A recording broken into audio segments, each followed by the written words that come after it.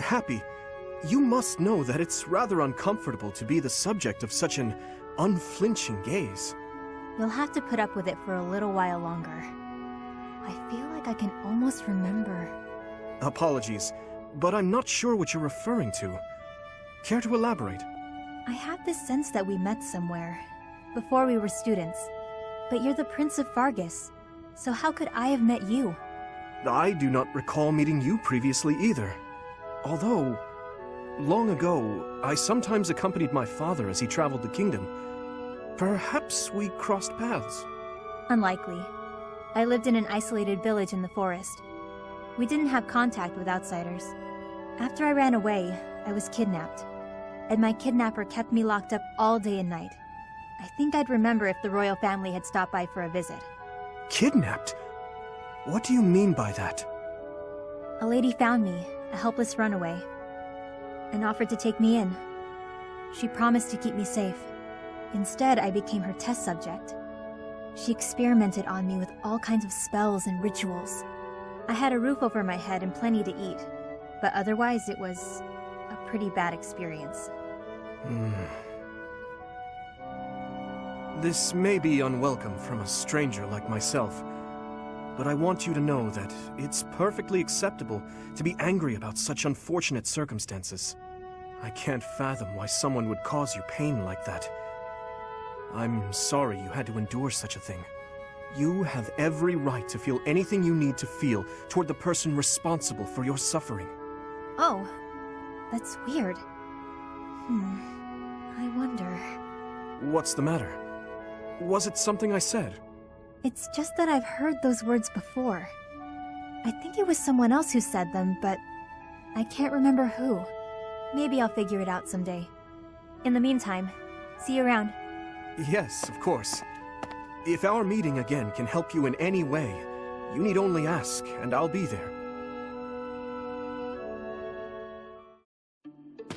I did not expect to see you here, Hapi. I get the feeling that you didn't come for training. Listen up, Didi. I remembered something. Remembered? Ah, does this have something to do with why you were staring at me earlier? Not ringing any bells. I stare at people all the time. Anyway, do you know Anselma? Anselma? Yes, of course. But how do you know that name? That is what my stepmother was called in the Empire. In the kingdom, she was called Patricia. Oh, so that's what it was. I see now. What a relief. It was really sticking in my craw. Well, now that that's all settled, I'm off to bed. Just one moment. You may understand, but I most certainly do not. How did you know my stepmother? She used to visit all the time. I think she was friends with the lady who kidnapped me. Friends? Are you sure? I heard the lady helped bring her to the kingdom, but I don't really know the details.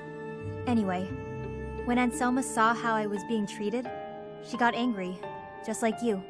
You remind me a lot of her, actually. Are we really that much alike?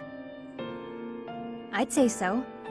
Come to think of it, you greet people in the same way, hold a book in the same way, you even get angry in the same way. It's uncanny. I share no blood with my stepmother, but to hear you say that, it pleases me greatly. She was the one who raised me. I suppose it makes sense that we would share certain mannerisms.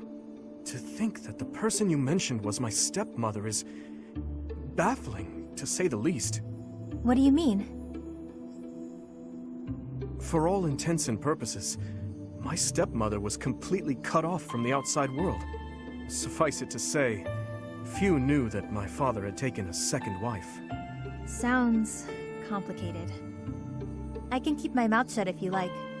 I would very much appreciate your silence on the matter. But thank you, truly, for all that you said. Truth be told, the union between my father and stepmother has given rise to much speculation. But for now, what's truly baffling me is the identity of that lady you mentioned. She welcomed my stepmother into the kingdom after she fled home due to political strife. No, I must stop this. It's time to put an end to this discussion. baseless speculation will get me nowhere. Oh, come on. I finally felt like I understood, and then you go and say something cryptic like that. If I can't sleep tonight, I'm blaming you. Well, if that happens, come back here and I'll keep you company. I'll be training a while yet. I wonder, could Hapi's captor truly be her? Hapi, I must speak with you. I've realized the woman who held you captive was Cornelia herself. Oh, yeah. Good on you for figuring it out. You're a little late, though, considering she's dead. How are you feeling about what she said, by the way? You seemed pretty upset at the time.